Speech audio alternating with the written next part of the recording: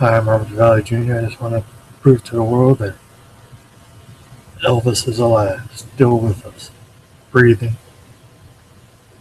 Faked his death because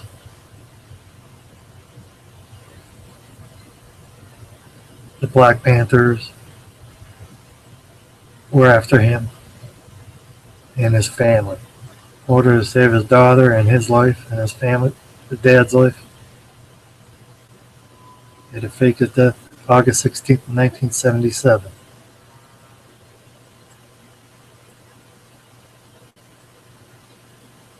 He's been trying to come back since 2012.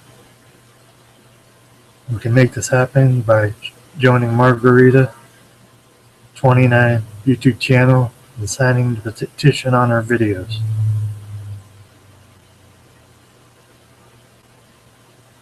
This is not a joke. This is real, and it's going to happen, with or without your help.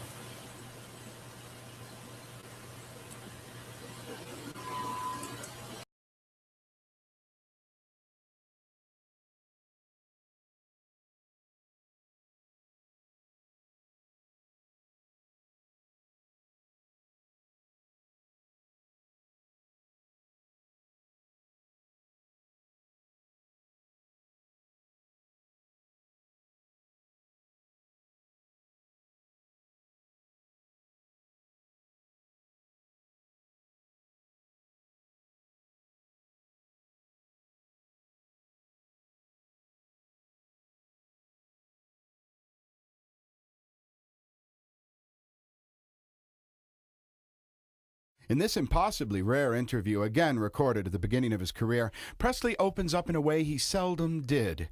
Here, an unguarded Elvis is still full of optimism and his great love of music. Everybody thinks you're a model fellow. You know, you're a good guy. You're the epitome of the young man.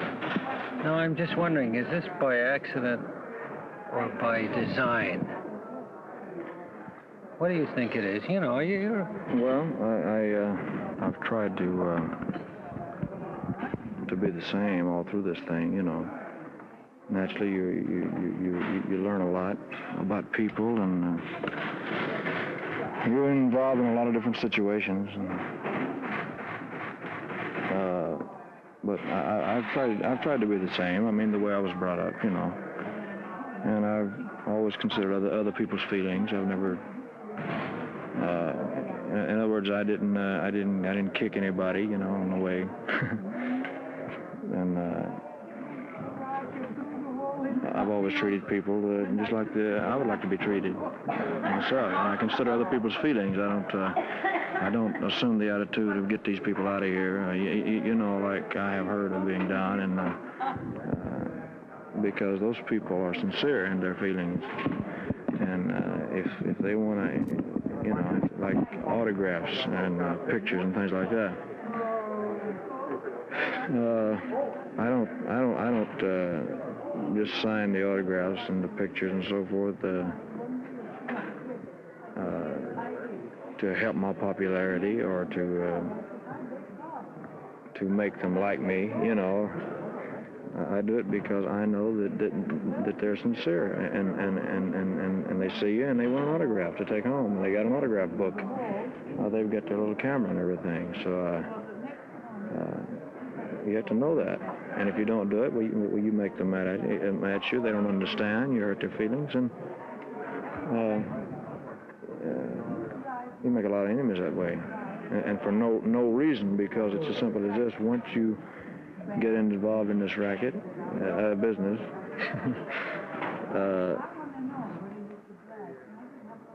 your life is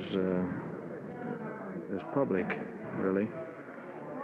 Regardless of what anybody says about my private life is my own. Well, it is to a certain extent. I mean, everybody has to have a certain amount of privacy, but once you get involved in this business and you're doing a public service, you're trying to entertain people, your life is not your own, really, because people are going to want to know what you're doing, where you are, what you wear, what you eat. These things are natural, or normal, and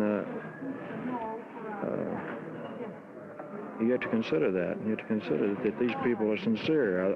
They don't know the kind of life you lead. They don't know what kind of person you are.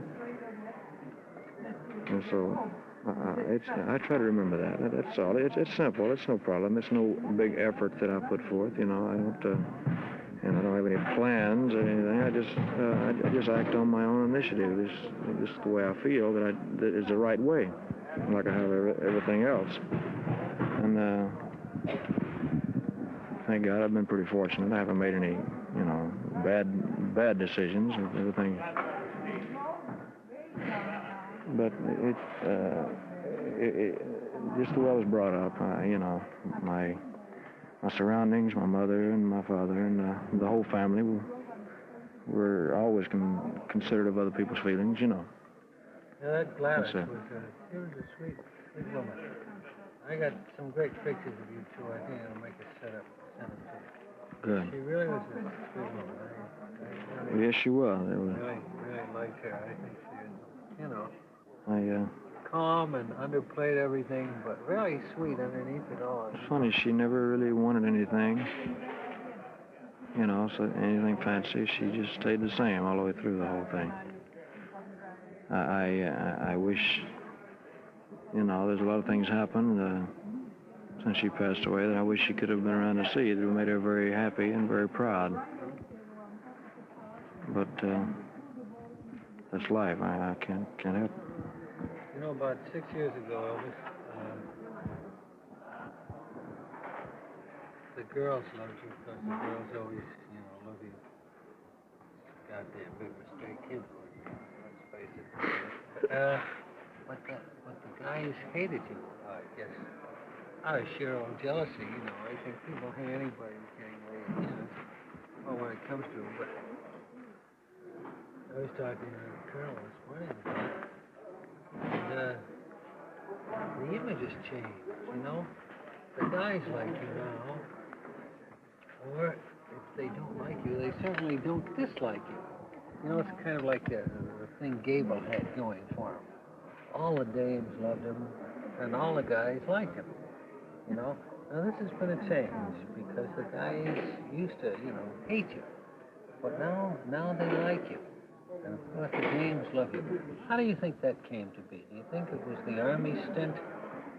It contributed a lot to it, probably. It's pretty hard for me to analyze it because I don't know, really. But I would say the Army had a lot to do with it. And also the fact that there's never anything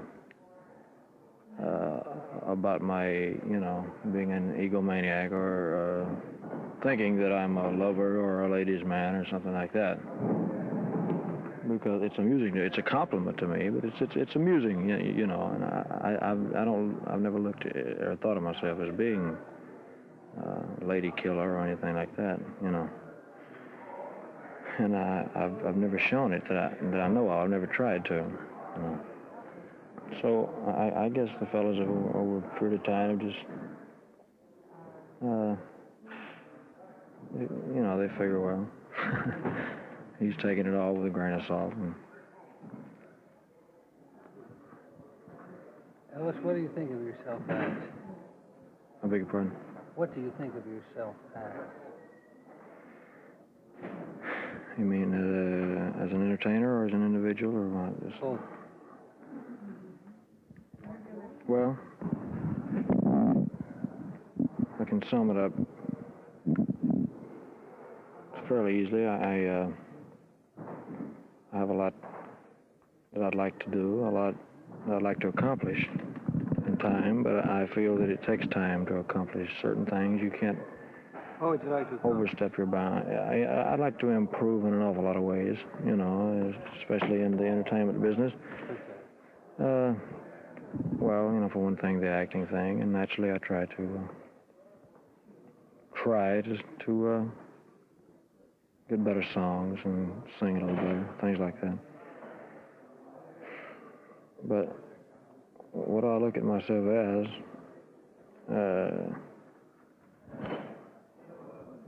not being, you know, I'm not really playing everything down, but as a human being, really, has been extremely fortunate in so many ways. Although I I have had and still have some very lonely and, you know, there are times when I really don't know. It feels like I don't know what I'm going to do next, you know. But I've experienced a lot of the different phases in life. I've experienced happiness and loneliness and the wealthy side of life, the average side of life, you know, not having anything, but not knowing what it's like to have anything. So, and tragedy. In what sense? And, well, you know, such as like losing my mother while I was in the Army, and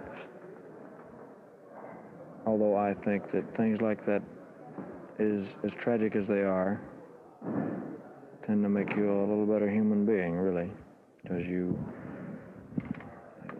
learn more about yourself. It gives you a better understanding of yourself as well as other people,